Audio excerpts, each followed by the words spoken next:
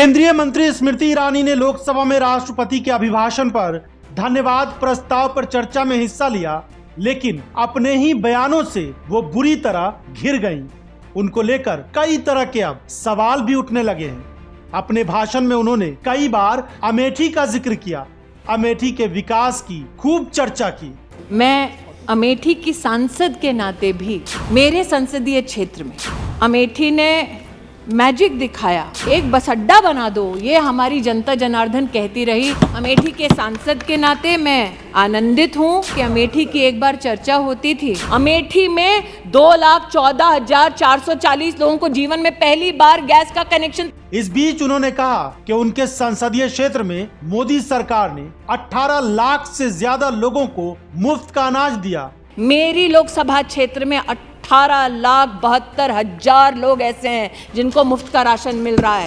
अब लोग स्मृति ईरानी से पूछ रहे हैं कि आखिर आपने लोगों के रोजगार के लिए कोई व्यवस्था नहीं की, महंगाई पर काबू पाने के लिए आपने कोई काम नहीं किया, मगर आप मुफ्त अनाज दे रही हैं। इसका मतलब है कि भूखमरी से लोगों की हालत खराब हो रही है, लोग बुरे हालात से गुजर रहे हैं, लोगों के पास इतना पैसा भी नहीं है कि वो अनाज खरीद कर खा सकें। इससे लोगों की दयनीय स्थिति का अंदाजा लगाया जा सकता है।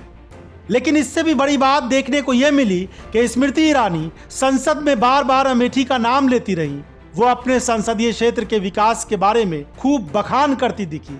अमेठी, जहां से पिछले कुछ दिनों से लगातार इस तरह की खबरें आ रही हैं कि वहां से वरुण गांधी कांग्रेस में शामिल होकर चुनाव लड़ सकते हैं, या फिर इस बार राहुल गांधी के भी चुनाव लड़ने की संभावना है। 2024 के चुनाव में अगर राहुल या वरुण चुनाव लड़ते हैं तो ऐसी स्थिति में स्मृति ईरानी के लिए यहां से जीत पाना बेहद मुश्किल हो सकता है।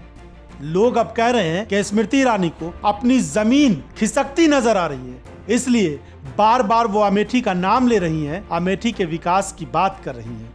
एक तरफ तो खबरें ये भी चल रही थी कि स्मृति ईरानी शायद इस बार अमेठी से चुनाव न लड़ें, क्योंकि राहुल और वरुण के चुनाव लड़ने की हालत में स्मृति ईरानी का अमेठी से जीत पाना बेहद मुश्किल हो सकता है। वैसे भी राहुल के बढ़ते ग्राफ से भारतीय जनता पार्टी के लगभग सभी नेता बेहद चिंतित हैं। मंगलवार को राहुल गांधी के द्वारा दिए गए भाषण को सुनकर भाजपा नेताओं के तो होश उड़ गए हैं।